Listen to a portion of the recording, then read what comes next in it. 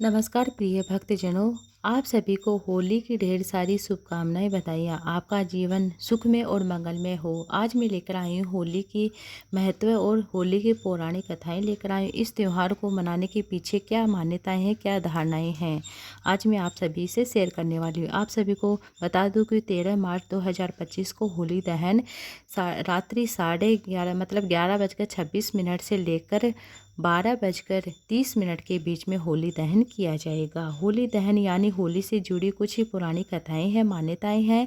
हालांकि ज़्यादातर लोगों को होली और प्रहलाद वाली कहानी का ही पता है, लेकिन इसके अलावा कुछ ऐसी कथाएं हैं जैसे शिवजी और कामदेव की है, राजा रघु से जुड़ी मान्यता की कथाएं हैं जो होली दहन से जुड़ी हुई हैं। होली दहन से जुड़ी ये कथाएं मान्यताएं हमें बुराई पर अच्छाई की जीत का संदेश देती हैं। वही इनमें से समानता और एकता की शिक्षा भी मिलती है। आइए मैं आपको होली दहन से जुड़ी हुई मुख्य कहानियाँ और मान्यताओं के बारे में आप सभी से शेयर कर रही हूँ।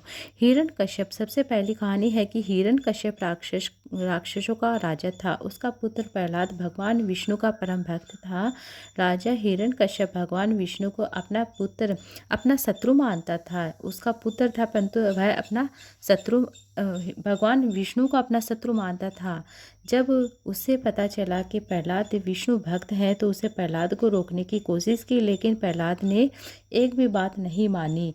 हिरण्यकश्यप प्रहलाद को यातनाएं देने लगता है। हिरण्यकश्यप ने प्रहलाद को पहाड़ से गिराया और हाथी के पैरों से कुचलाने की कोशिश की, लेकिन भगवान विष्णु की कृपा से प्रहलाद बच जाता है। फिर हिरण्यकश्यप की होली नाम की एक बहन थी। उसने वरदान था कि वह अग्नि में नहीं जलेगी। हिरण्यकश्यप के कहे अनुसार होलिका प्रहलाद को मारने के लिए अपनी गोद में बैठाकर आग में प्रवेश कर जाती है, किंतु भगवान विष्णु की कृपा से तब भी वह प्रहलाद बच जाता है। होली जल जाती है। तभी से बुराई पर अच्छाई की जीत के रूप में होली दहन होने लगता है, होली मनाई जाती है। अब मैं आपको अन्य कहानी सुनाने जा रही हूँ जो शिवजी और कामदेव को मतलब भस्म करने वाली कहानी है। इंद्र ने कामदेव को भगवान विष्णु की तपस्या भंग करने का आदेश दिया। कामदेव ने उसी समय बसंत को याद किया और अपनी माया से बसंत का प्रभाव फैलाया। उसके सारे जगत के प्राणी काम मोहित हो गए थे और कामदेव का शिव को मोहित करने का प्रयास होली तक चला। होली के दिन भगवान शिव की तपस्या भंग हुई। उन्होंने रोष में आकर कामदेव को भस्म कर दिया। यह संदेश दिया कि होली पर काम, मोक्ष, इच्छा, लालच, धन, मद इनको अपने ऊपर कभी हावी नहीं होने देना चाहिए। तब से ही होली पर बसंत उत्सव और होली जलाने की परंपरा प्रारंभ हुई है। इस घटना के बाद शिवजी ने माता पार्वती से विवाह किया, जिसे सभी देवी देवता, शिवगण और मनुष्य हर्ष और उल्लास से उत्सव मनाते हैं। उन्होंने एक दूसरे पर रंग लगाया, गुलाल लगाया और जोरदार उत्सव मनाया, जो आज होली के रंगों के रूप में हम होली खेलते हैं।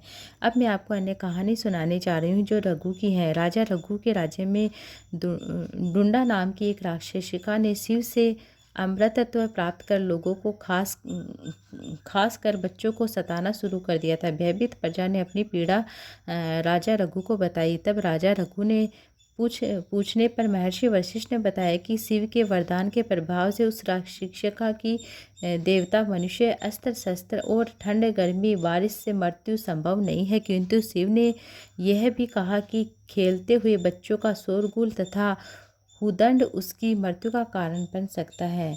अतः ऋषि ने उपाय बताया कि फागुन पूर्णिमा का दिन शीत ऋतु की विदाई का तथा ग्रीष्म ऋतु के आगमन का होता है। उस दिन सारे लोग एकत्र होकर आनंद खुशी के साथ हंसे खुशे, नाचे गाए, तालियां बजाई। छोटे बच्चे मिलकर शोरगुल मचाते हैं और लकड़ियाँ इकट्ठी करते, घास उबले आदि इकट्ठे करते हैं, मंत्र बोलते हैं, उन्हें आग जलाते हैं, अग्नि की परिक्रमा करते हैं, उसमें होम करते हैं। राजा द्वारा प्रजा के साथ इन सभी क्रियाओं को करने पर अंततः डुंडा नामक राक्षसी का अंत हो जाता है। इस प्रकार बच्चों पर से राक्षसिका का वध तथा प्रजा के भय का निवारण होते ये दिन होली तथा कालांतर में होली के नाम से लोकप्रिय हुआ। और होली से जुड़ी और भी कथाएं जैसे राधा और कृष्ण की कथा है, शिव पार्वती और कामदेव की कथा है, प्रहलाद होलिका की कथा तो है ही है, कंस और पूतना की कथा भी है, राक्षस का डुंडा की कथा मैंने आपको बता दी। ये थी आज की वीडियो। उम्मीद है आपको अच्छी लगी। वीडियो अच्छी लगी तो वीडियो को लाइक ज़्यादा से ज़्यादा शेयर कीजिए।